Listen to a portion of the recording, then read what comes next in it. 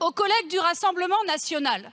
Vous proposez un amendement qui, in fine, propose de défaire la proposition de prix plancher. C'est cohérent avec votre vote en commission d'abstention sur les prix planchers. Mais le 30 novembre, vous aviez voté pour les prix planchers. Ensuite, Bardella a dit qu'il était contre les prix planchers. En réalité, vous dites tout et n'importe quoi sur une question cruciale qui est celle des revenus agricoles. Et en réalité, sur cette question de la survie des agriculteurs, vous êtes des amateurs, des gros amateurs. Bien, merci Madame la Présidente. Déjà, cher collègue Izard, faut pas s'énerver comme ça. Je comprends que vous soyez en panique parce que le président Macron a fait une proposition de prix plancher que maintenant vous essayez d'enterrer. Bon.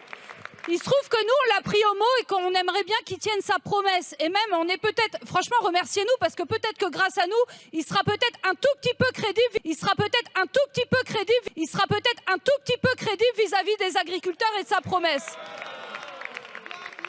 Et alors ensuite, ne dites pas que vous écoutez les agriculteurs. Vous défendez un accord entre l'Union européenne et le Canada de libre-échange. Tous les syndicats agricoles sont contre, mais vous êtes pour. Alors ça va quoi, franchement. Qui était auprès des agriculteurs sur tous les blocages?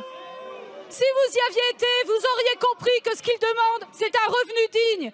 C'est de vivre dignement de leur travail. Et aujourd'hui, vous leur proposez quoi? Vous nous parlez des lois Egalim. Vous nous parlez des lois Egalim. Mais faites des auditions sur Egalim. Vous comprendrez qu'il n'y a quasiment pas un seul acteur auditionné qui vous dit que ces lois Egalim, elles fonctionnent correctement. Et ça fait combien de temps que vous nous dites? 6 ans que la loi Egalim, elle est en place depuis 2018. Et vous nous annoncez ici qu'elle n'est même pas en place, qu'il n'y a pas de conférence publique de filière.